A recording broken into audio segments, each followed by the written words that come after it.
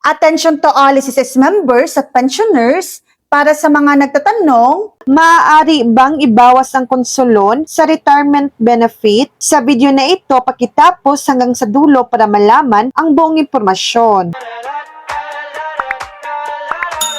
Maaaring ibawas sa retirement benefit ang outstanding SSS loan depende sa uri ng loan at sa sitwasyon ng member. Para sa salary loan, malinaw sa SSS terms na kung may hindi pa nabayarang balance kasama ang applicable interest at penalty. Maaari itong ibawas sa final benefit gaya ng retirement benefit. Para naman sa console loan, mahalagang tandaan na ang member na nakapag-receive na ng final retirement benefit ay hindi na qualified na mag-avail ng console loan. Kaya kung may existing console loan at hindi pa ito fully settled bago ang retirement claim, kailangang ipacheck sa SSS kung paano isisettle ang natitirang balance. Sa madaling salita, may utang sa SSS, maaaring magkaroon ng deduction sa retirement benefit. Mas mabuting kumuha muna ng updated statement of account